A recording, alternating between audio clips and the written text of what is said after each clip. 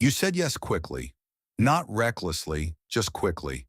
You chose the major early. You committed to the role fast.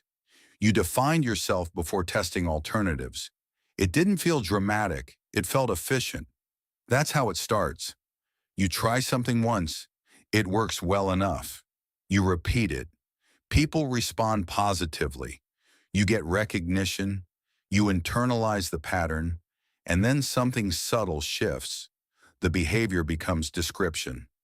I'm just like this. I've always been this way. It fits me. You think you discovered yourself, but you may have stabilized too soon. Premature identity commitments rarely feel forced. They feel decisive. They feel confident. They feel mature. But often they're repetition locking in before variation finishes exploring. You thought you were choosing.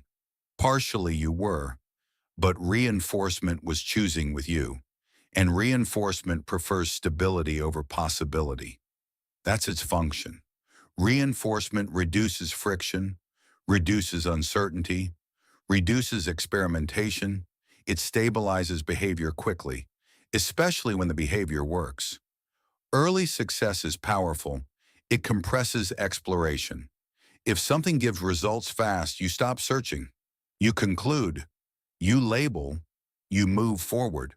But early results are not the same as full information. They are just early reinforcement signals. The brain is efficient. It prefers closure. Uncertainty costs energy. Ambiguity requires effort. Open identity structures demand experimentation. So when something feels aligned, the system narrows. It says, this is it. And you agree, because it feels good. You may have done this socially. You met a group. They accepted you. You adapted slightly. They reinforced you. Soon you describe yourself as belonging there. You may have done it professionally. You succeeded in one environment. It rewarded certain behaviors. You repeated them. Soon you called it your natural strength. You may have done it relationally. You were understood once. You leaned into that version. You repeated that dynamic. Soon you said, this is just how I am in relationships. None of this feels dramatic. It feels efficient. But here's the quiet trade-off. Every time identity stabilizes early, variation decreases. You stop testing alternatives. You stop sampling environments. You stop discovering unreinforced traits because stability feels safer than exploration. Premature commitment narrows silently. It does not collapse. It consolidates. That's why it's hard to notice. If identity drift were loud, you would resist it. But it's quiet. You reinforce it yourself. You repeat the same choice again. You defend the same preference. You stay in the familiar situation. You choose the same response. Each repetition feels neutral, but repetition compounds. It strengthens neural pathways. It strengthens social expectations. It strengthens self-description language. Soon deviation feels wrong, not because it is wrong, but because it's unfamiliar, and unfamiliar feels unstable. Identity language solidifies through repetition.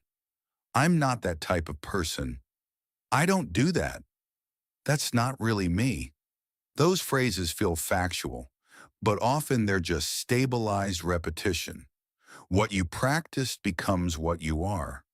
What you repeated becomes what you defend. And defense increases commitment. The moment you explain yourself repeatedly, identity thickens. Explanation is reinforcement. When you justify a choice publicly, you stabilize it internally. Premature identity commitments are often social accelerations. Someone labels you. You're the reliable one. You're the creative one. You're the calm one. You accept it. You perform it. It gets reinforced. Soon deviation threatens belonging, so you maintain it, even if variation would benefit you. The cost isn't visible at first. It's structural. Reduced experimentation, reduced range, reduced adaptability. But because stability feels mature, it's praised. Society rewards decisiveness, rewards clarity, rewards confidence. It does not reward extended ambiguity. So you close the loop early, you choose too soon, and then defend it. The earlier the reinforcement, the stronger the stabilization. Childhood labels, early success, first praise, they stick because the brain builds around first signals. But first signals are incomplete data. They are initial impressions, not full identity architecture.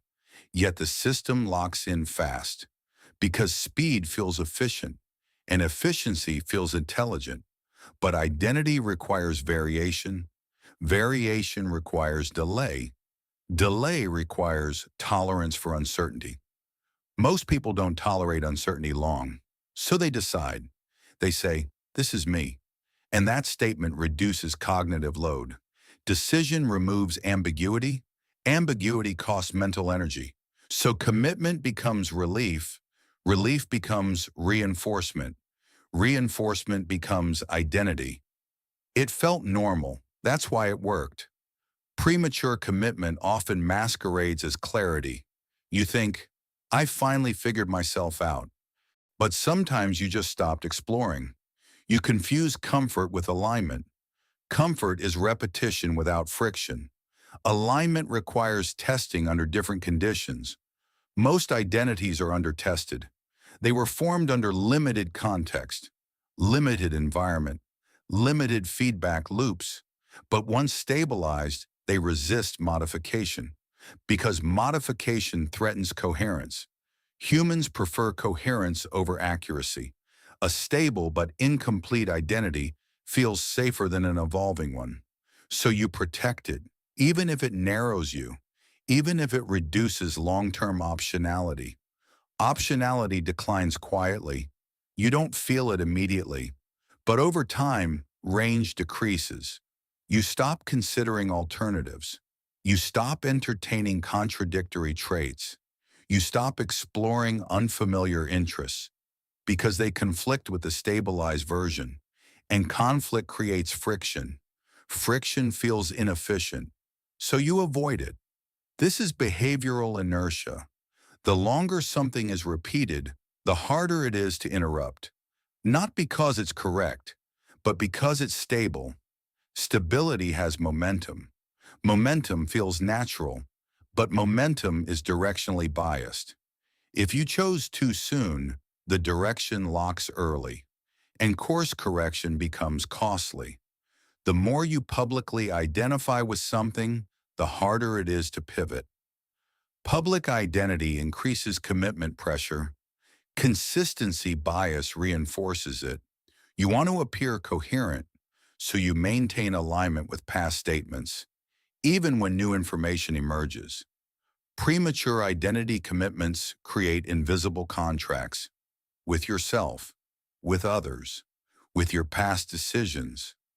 Breaking them feels like instability, so you avoid breaking them. You double down instead. Doubling down increases structural rigidity. Rigidity reduces adaptability. Adaptability decreases, but slowly. So slowly you barely notice. The identity feels stronger, but it may be narrower.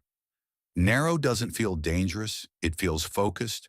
Focus is praised, but excessive narrowing reduces optionality. Optionality is resilience. When identity stabilizes too soon, resilience decreases. Because the system depends on one pattern. If that pattern fails, stress increases. Variation would have built buffer capacity, but variation was reduced early because you chose too soon. Sometimes the early choice wasn't wrong. It was just incomplete. Incomplete doesn't feel urgent. It feels fine until context changes. When context shifts, rigid identities struggle. Flexible identities adapt. But flexibility requires prolonged exploration before stabilization. Most people stabilize under partial data because partial data is enough to feel confident. Confidence reduces anxiety. Anxiety reduction reinforces commitment. Again, it feels normal. And the social world rewards decisiveness. You rarely hear, stay undecided longer. You rarely hear, test more environments before defining yourself. You hear, pick something. Be consistent. Own it. Consistency builds trust, but premature consistency builds constraint.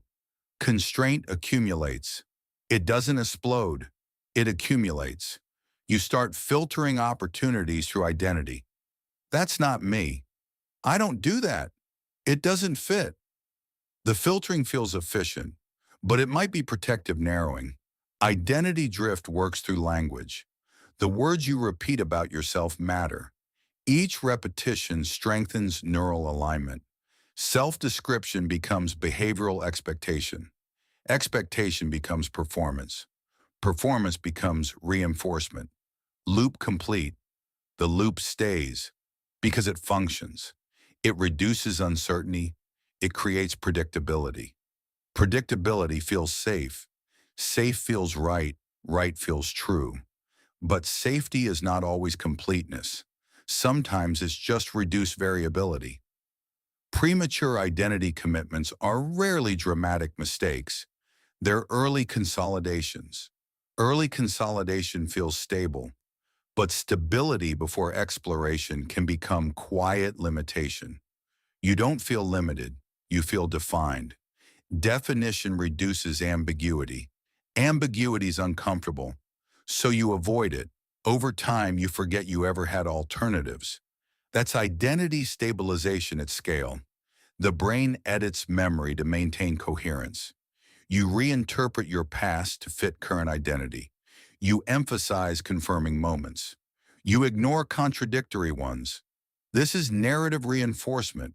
Your story becomes cleaner, but less flexible. Clean stories feel satisfying. Messy stories feel unstable. So you clean them. But cleaning removes variation. Variation supports adaptability. The cost surfaces slowly.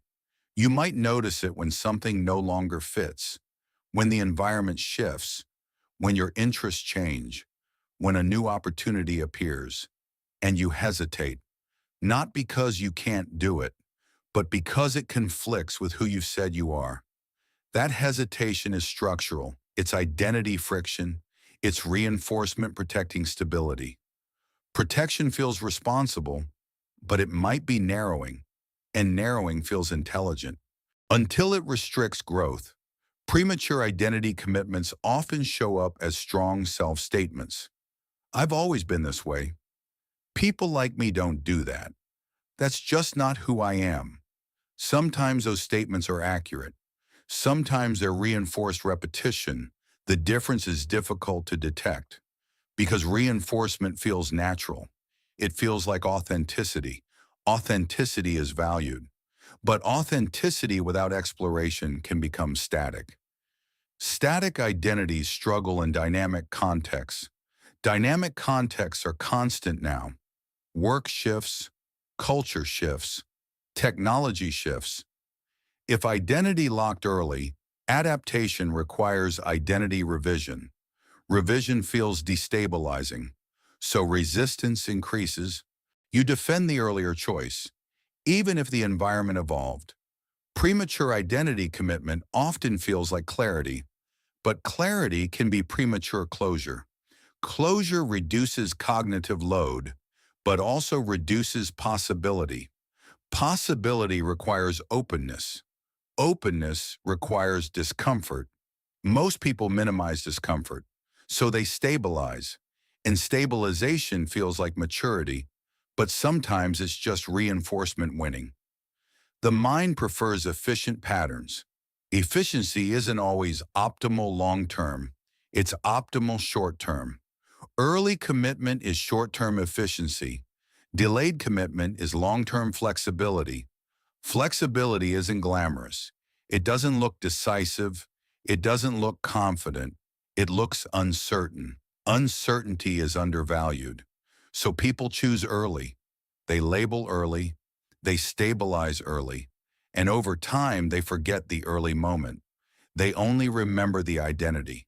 The origin fades. The reinforcement remains. That's identity drift. Not collapse, not crisis, just quiet narrowing. And it rarely feels dramatic. It felt normal. That's why it stayed. There's no villain here. No dramatic error, just reinforcement doing what it does. Reducing variation, increasing stability, preserving coherence. But coherence built too early can become constraint later.